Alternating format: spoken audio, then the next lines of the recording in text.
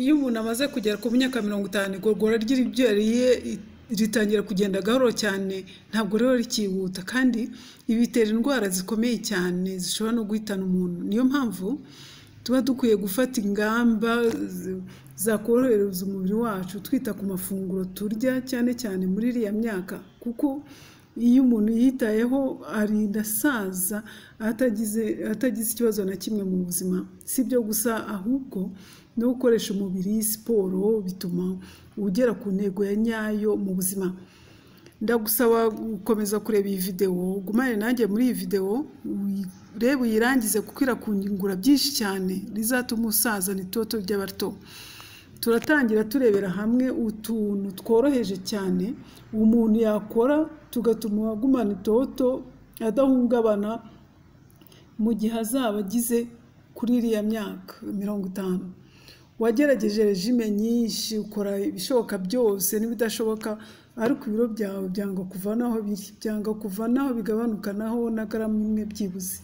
Ubyuka kare ukajya muri mukaca, urya regime z'ubwoko bwinshi butandukanye, wishyura amafaranga menshi muri gym, ariko nyamara iyo ugeze ku munzani ubona rwose ibiro byawe bitavaho na gramu imwe buri munsi.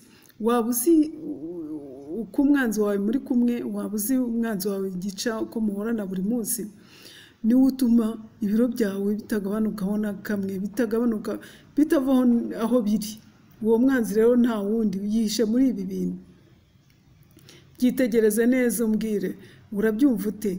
Uzi ikintu gituma uhorana ibiro byinshi cyane bikuremereye kurusha ibindi? Ni inzoga se? Oya. Isukari se? Sibyo. Amavuta se? Sibyo. Imigati se? Nayo siyo. Umwanzi wawe gica ni iyi ntebe. Muri iyi video tugiye kureba ukuntu iyi ntebe ituma uhorana ibiro bikabije. Nkubwire n'ibintu bitatu byoroshye wakora ukajya uhora uri kuri taye nziza cyane yifuzwa na benshi.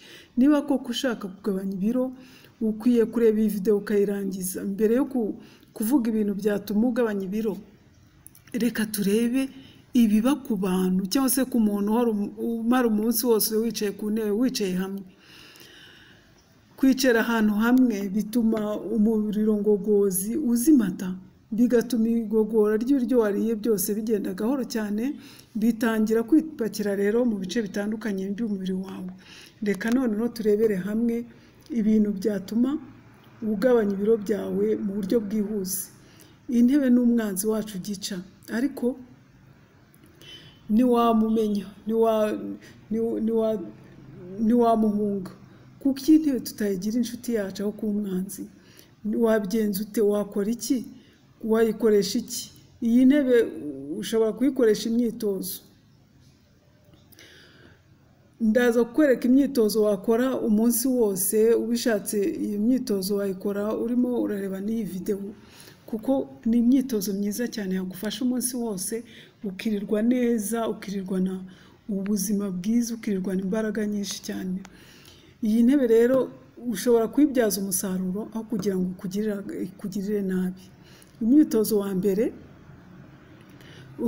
wa mbere urahaguruka, uhagarara imbere y'intebe yawe, utandukanye amaguru, wegeranye ibirenge, urambura amaboko, uyajyana imbere, wicare witonze, ariko ntiwicare ukoze ikibuno gahoro ku ntebe gusa. Ugenda uhaguruka, wongera usutama, wongera uhaguruka, gutyo gutyo. Ibi bikora iminota 10. Iyo urangije, amaraso atembera neza, akajya mu matako, mu gifu no mu maboko, kandi ahagije. Umwitozo wa kabiri ugizwe no kuramburira amaguru ku ntebe. Icara ku ntebe, umere nk'uwigiye imbere gatoya, ufate impande zose, wicare ku ruhande, hanyuma ufate nguku nyine, ufate intebe, hanyuma ujye urambura amaguru, amavu yazana nko mu gituza, gutyo, komeza ujyana imbere, amavu yagarura mu gituza, gutyo cyane. Uyu mwitozo ugufasha kugabanya ibiro byawe bikagabanuka, bigahita bigenda ubireba rwose. ibi bikora nk'iminota 10 kandi uyu mwitozo ufasha kugabanya ibiro, ufasha kugabanya ibiro, ibicece byo kunda, mu matako, ku maguru n'ahandi hose hatandukanye, gutya ukabona rwose ibiro byawe biragenda ubireba. Zirikana rero ikintu kimwe gusa, niba ukunda kuribwa umugongo, uyu mwitozo ntabwo kureba, ureke ukora iyindi myitozo kuko imyitozo nayo irahari. Umwitozo wa gatatu w'ingenzi ni ugusimbuka. Uhagaze ahantu hamwe, usimbuka uhagaze ahantu hamwe inshuro 50. Banza uhagarare wemye, shyira ibiganza mu nyunguyungu, wegeranye ibirenge, hanyuma usimbuke. Ugenda usimbuka urambura amaboko, urambura amaguru, gutyo gutyo. Bari inshuro 50. Ushobora noneho kubikora inshuro zose ushaka ku munsi. Ngiyi imyitozo 3 yatuma rwose umera neza: gusutama, kurambura amaguru no gusimbuka. Imyitozo yagutwara rwose iminota 5 gusa, wayikora mu gitondo wenda na nimugoroba. Ushobora kwenda kwibaza uti utese ibingibi bifite ibindi byose nagerageje ibiro byanjye ntibiveho na garama imwe. Icyo ukwiye kumenya nuko ubigize akamenyero byakongerera imbaraga, umuriro ngogozo ugatangira kuba mwiza, bityo ibiryo byawe wariye bitangira kugukorwa neza, bityo nta mwanda uzongera gusigara mu mara yawe, n'ibiro byawe bizatangira kugenda bigabanuka buhoro buhoro. Undi mwitozo wa kabiri nuko aho gukoresha ascenseur wakoresha esikariye cyangwa se ingazi. Uyu mwitozo nawo ntugoye cyane, ariko inyungu zawo ntizibarika. Wawukora ukeneye wenda nko kujya nko muri etaje hejuru, ukora ibishoboka byose ugende n'amaguru, kandi nuparika imodoka yawe jya uzamuka, jya ugenda n'amaguru, uzamuka ingazi aho gukoresha ascenseur, kuzamukira muri ascenseur ugiye muri etaje. Icyo bivuze aha ngaha nuko igihe cyose ubonye ukazi, ubonye amahirwe yo kugenda n'amaguru, jya ubikora kuko biragufasha cyane, niba ukabipfusha ubusa. Wambwira uti sigaho umupenzi kuko ngenduye muri etaje ya 10, sinabona rero umwanya wo guhora nterera manuka ngenda njya muri etaje ya 10, cyangwa se sinabona n'izo mbaraga zo guhora nterera njya muri etaje ya 10. Nyumva neza hano nibivuze ko ukwiriye guterera etaje ya 10 zose n'amaguru buri munsi, ariko ushobora ahubwo guterera etaje nk'eshatu, izisigaye ukazigendana muri ascenseur cyangwa se ukazimanuka muri ascenseur, cyangwa kandi mu cyumweru kimwe uterera etaje 3, cya kabiri ushobora guterera etaje 5. Birashoboka rwose ko mu cya gatatu waterera etaje 7, bikakorohera cyane kandi bikoroheye kandi neza cyane, wumva ufite imbaraga nyinshi cyane. Ubundi se uzamutse etaje 10 waba iki usibye ubunebwe bwatwokama? Itegeko ni gukora imyitozo kandi ugakora ikorohera buri munsi. Wari uzi ko ubushakashatsi bwagaragaje ko kuzamuka ingazi cyangwa se esikariye bigira akamaro nko kugenda n'amaguru cyangwa se gukora mukaca iyo ushaka kugabanya ibiro. Iyo urimo rero kuzamuka ingazi, imitsi yose y'igifu ikora neza. Undi mwitozo ni ukugenda n'amaguru, urimo wenda urimo kuvugira kuri telefone. Twitaba telefone inshuro nyinshi ku munsi, zo mu rugo, zo mu kazi. Hari n'izo twitaba yewe iminota 15, izindi minota 30, hari n'izo yewe twitaba isaha yose. Niba rero ugiye kwitaba telefone, yitaba uhagurutse, urimo gutembera, urimo kugendagenda, utera intambwe. Umuntu akimara kuguhamagara, ukimara kumva gutelefone, mwitaba uhagurutse, haguruka utembere, ugendagenda umwitaba. Waba uri mu biro cyangwa se aho uri hose, haguruka umwitaba uri gutembera, uri kugendagenda.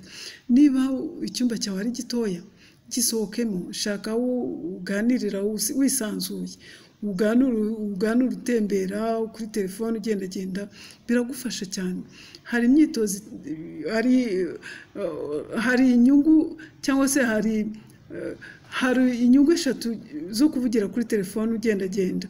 Inyungu ya mbere, uvugiye kuri telefone ugendagenda, n'isaha yose ushobora kurangira utazi yewe ko ya saha yarangiye. Uyu ni umwitozo utangaje kandi utagoranye. Hari inyungu ya kabiri, kuticara umwanya muremure bigufasha kuticara umwanya muremure cyane ukirirwana imbaraga umunsi wose, nta bunebwe ushobora kugira igihe witaba telefone gutyo, kuko buri gihe uhanga udushya twinshi no gukora yewe ibintu byinshi cyane, kubera ko nta bunebwe nta mbaraga watakaje wicaye umwanya munini cyane ku ntebe, kubera ko kwa kundi wagiye kwitaba kuri telefone uhaguruka ukagendagenda bikongerera imbaraga, ukora n'imirimo myinshi cyane, uzakora byinshi cyane rero kandi mu gihe gitoya. Inyungu ya gatatu kandi akantu keza cyane nuko iyo uri kuvugira kuri telefone ukwiye kwirinda kuyegereza ugutwi, kuko isohora ibyo bita imiraba yangiriza ugutwi cyane, imiraba bita AMF. Rero iyo witaba kuri telefone wirinda kwishyira ku gutwi cyane gutya, kuko bituma imiraba yose yinjira mu bwonko. Byiza rero ni ukwitaba utegereza ugutwi cyane, cyangwa se ugakoresha ekuteri. Iyi myitozo itatu tumaze kuvuga haruguru yagukemurira ibibazo byinshi cyane mu buzima bwawe. Aho ugiye kumbaza ngo noneho se ukoze iyi myitozo itatu umaze kuvuga, ntabwo wakongera gukora iyindi myitozo ya mu gitondo usanzwe ukora wajya kuzindukiramo? Imyitozo ya buri gitondo ni ingenzi. Icyo nshaka hano kuvuga ni uko n'indi myitozo wakora kandi utisha akazi kawe wirirwamo umunsi wose. Ntuzavuge ngo ubwo nzamuke esikariye cyangwa se ubwo ngenda n'amaguru mu gitondo njya muri etaje. Si ngombwa gukora iyindi myitozo mu gitondo. Ukwiye gukora imyitozo ihagije buri gitondo, nko kwiruka cyangwa se kugenda n'amaguru, yoga, kwiruka, mucaka, kusimbuka, kubyina, koga n'indi myitozo myinshi itandukanye. Ikibazo duhura nacyo, ikibazo kitwugarije urakizi, imyitozo nko kugenda n'amaguru tubyakira nk'igihano. Usanga tubyagira nk'igihano iyo twariye byinshi tukagwa ivutu, iyo twarembejwe n'uburwayi wenda muganga akadutegeka gukora siporo, gukora imyitozo, nibwo dutangira noneho kumva ko imyitozo ifite akamaro tugatangira kuyikora. Imyitozo si igihano ahubwo ni ubuzima. Imyitozo ahubwo ni ibirori, tugaragariza ko umubiri wacu ukora neza, ko twishimye, ko tubayeho neza. Niyo mpamvu rero ukwiye kujya ukora imyitozo buri munsi. Uyu munsi rero ushobora gusimbuka, kubyina, kwishima, kwiruka. Ibi ni ukwishimira ko umubiri wawe ukora neza, ko umubiri wawe ubasha gutera intambwe, ubasha gukora neza. Wibuke ko hari n'abantu benshi cyane badashobora yewe no gukora imyitozo yoroheje. Imyitozo rero si igihano ahubwo ni ibirori, ni ubuzima. Undi mwitozo wakora ukagufasha kugabanya ibiro kandi ku buryo bwihuse cyane, ni kurya 3 ku munsi. Mu gitondo ukarya amafunguro meza kandi ifunguro ryuzuye washaka, ukinywera n'imitobe y'imboga mbisi. Saa sita ukarya ibiryo byiza, ibiryo nabyo byiza biringaniye, bitakugusha ivutu, bitatuma ugwa ivutu, kandi ibiryo byiza, indyo yuzuye birimo intungamubiri. Nimugoroba ukaza kongera ukinywera wa mutobe wa mu gitondo, wa mutobe w'imboga mbisi. Ibi ubikoze icyumweru kimwe gusa, ibiro byawe bitangira kugabanuka ku buryo bugaragara kandi ku buryo bwihuse. Ibiro byawe bigabanuka ubireba. Niba ushaka rero kumenya uko ugomba kwitwara, ibyo ugomba gukora kugira ngo uzarambe, niba ushaka kumenya imibanire, iterambere ndetse n'imibereho myiza, kora subscribe kandi ukore n'akazogera kugira ngo uko nshyizeho video ujye utuyibona mu ba mbere.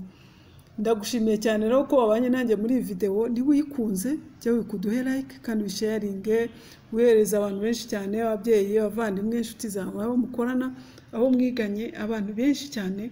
Izi video zanjye zijye zibafasha kugira ngo utihererane ibyiza nk'ibi ngibi bifasha abantu benshi cyane. Ndizera ko wakunze iyi video, wiri kuyisharinge. Wibuke kandi ujye unyandikira muri comment kuko mbagezaho video buri cyumweru zijyanye n'imibanire, ubuzima, iterambere ndetse n'imibereho myiza. Ujye wibuka kandi nawe ujye umubuhamya, ufite ubuhamya siga buri gihe nimero zanjye za telefone ujye umpamagara kugira ngo ubuhamya bwawe tuzabugeze ku bakunzi ba Mupenzi TV. Izi zose izi video n'izindi ushaka ko nzakugezaho ujye unyandikira muri comment cyangwa se unampamagare kugira ngo njye mbafasha ibintu byinshi cyane n'ibibandanira byose n'ibibayobera byose mujye mumbaza.